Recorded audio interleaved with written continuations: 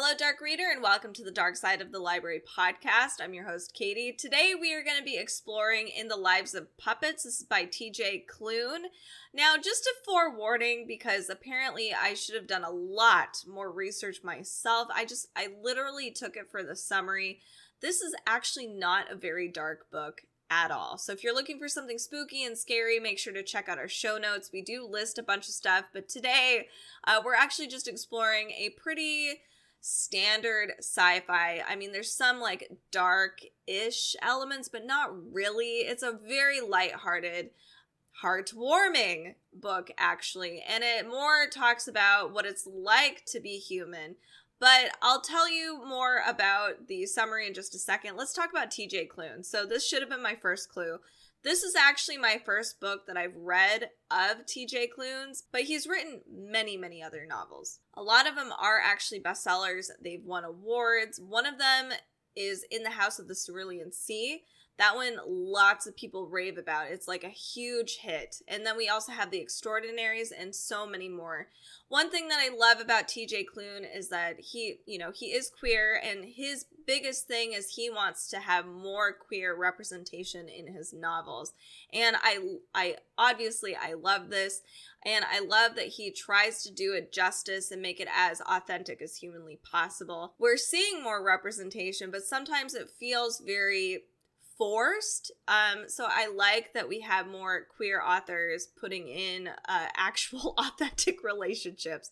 And you kind of can see this in this book. I think this one, from the reviews I've read, it's not, I guess, as strong as some of his previous books. This one, because this is the first one I've read, I felt like the relationship was okay for the most part, but I don't really have a lot of experience. I'm not asexual, so I don't have a lot of experience with that. So let me tell you what the whole premise of the story is, why I made this mistake thinking this might be an actual dark book. So here it goes. We begin in a strange little home that's built into the branches in some grove of trees.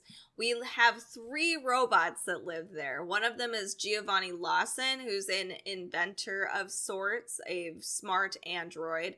We have a nurse robot, Nurse Ratchet, who's kind of, she's kind of a sadistic little nurse. And then we also have this small vacuum named Rambo, he just wants to feel loved and accepted and wanted.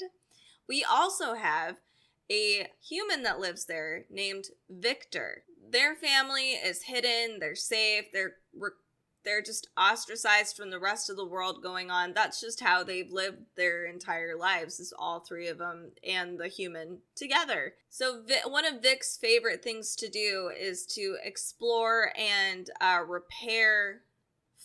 salvage these parts that are kind of scattered throughout the realm.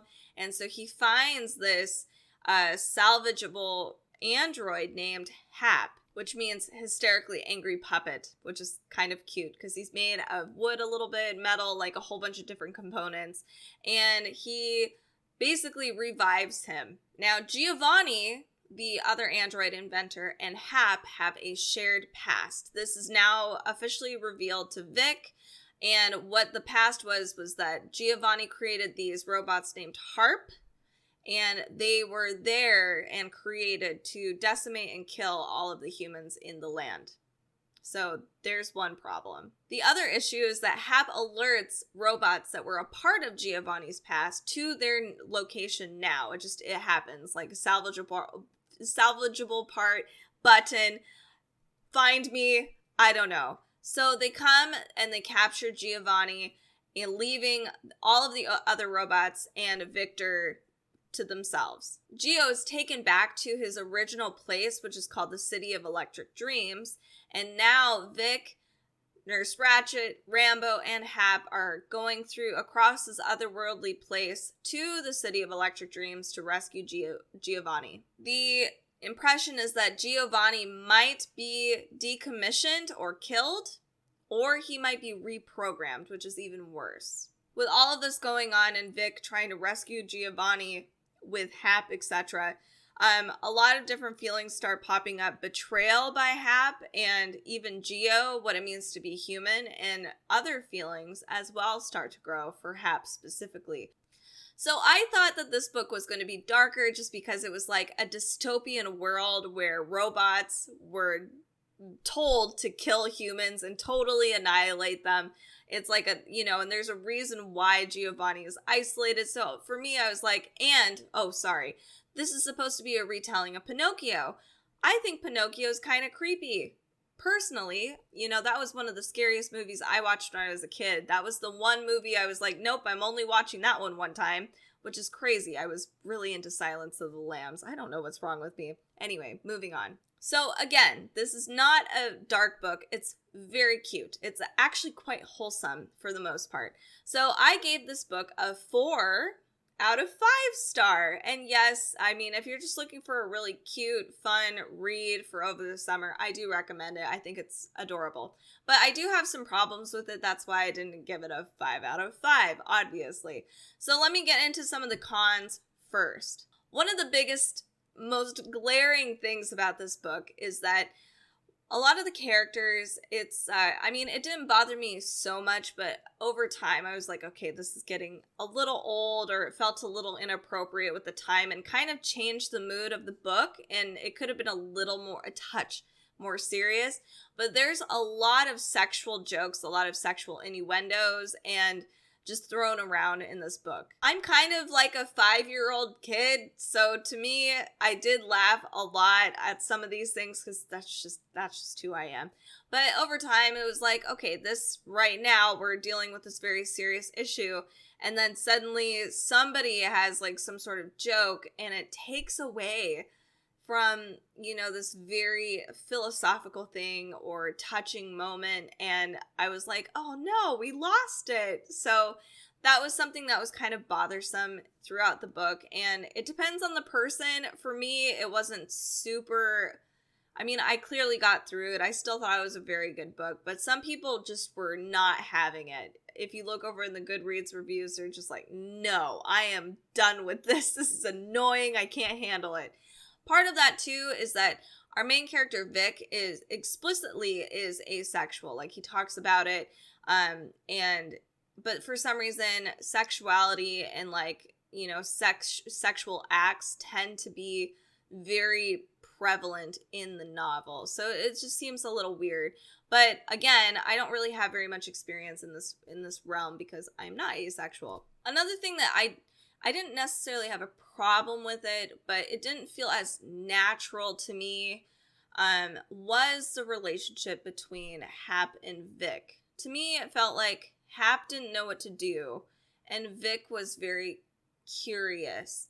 And because Hap happened to be a creation of Giovanni's as well, so that was Giovanni's creation. And in some way, Vic is a little bit like kind of a creation, not really a creation, but he was morphed as well by Giovanni growing up, etc.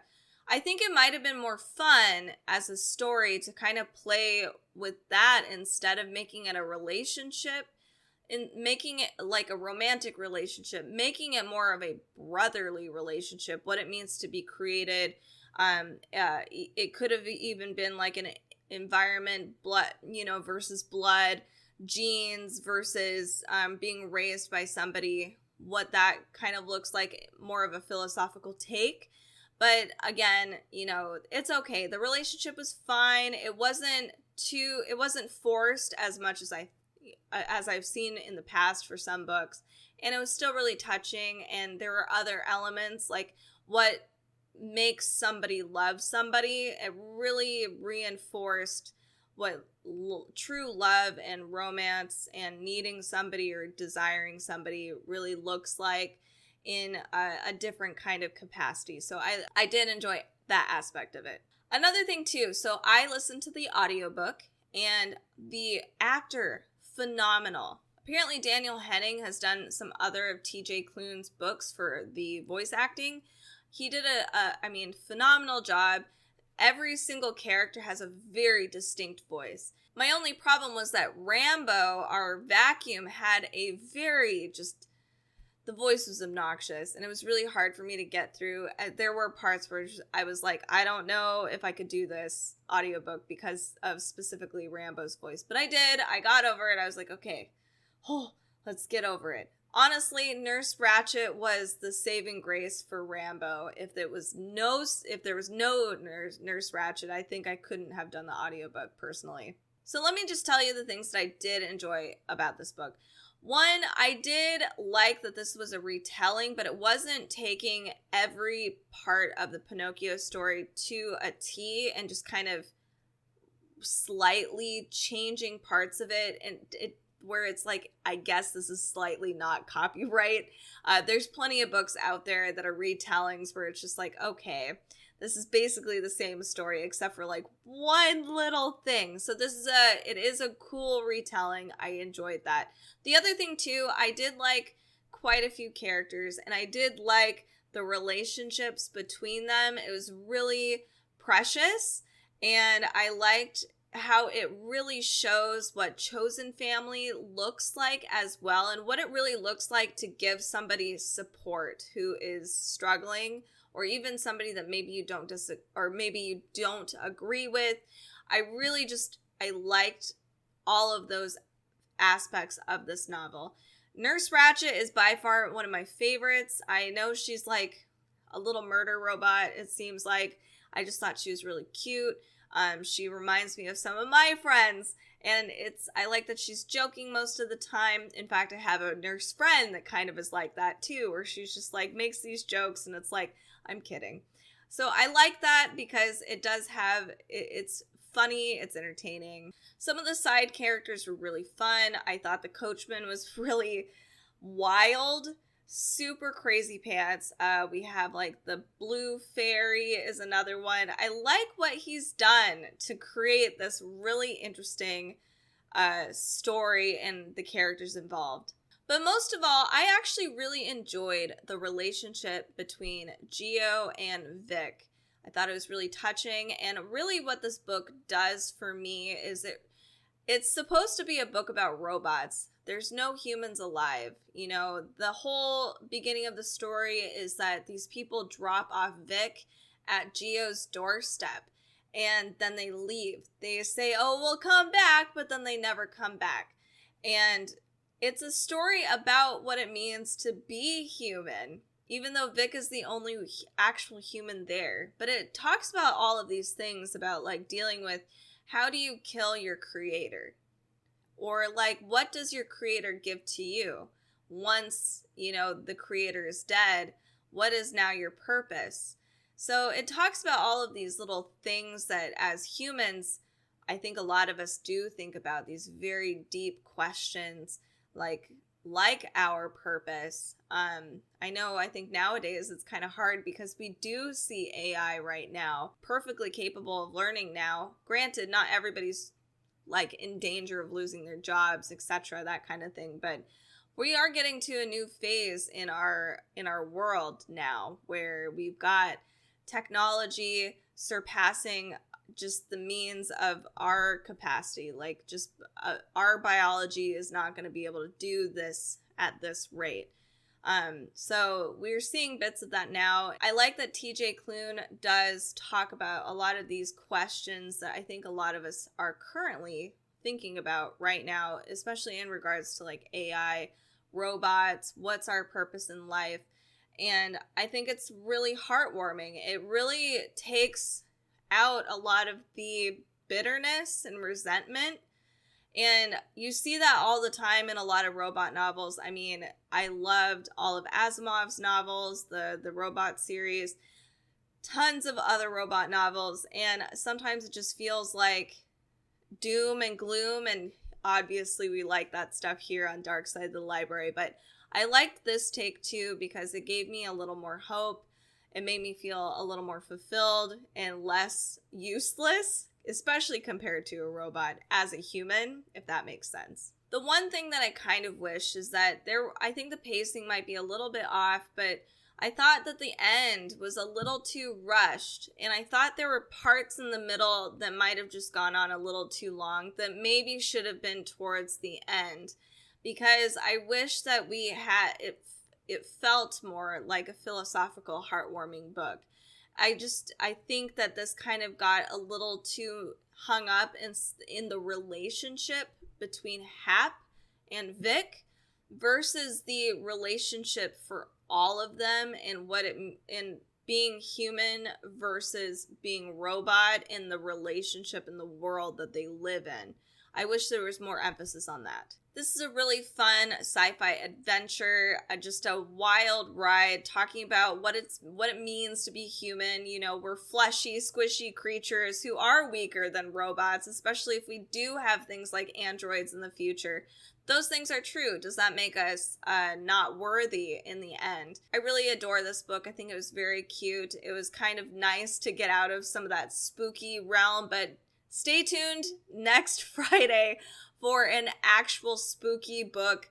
We will have more, I promise. This was one that I was not anticipating being heartwarming and adorable. I was actually thinking it was going to be more dark, especially like the actual Pinocchio story, but it was still good.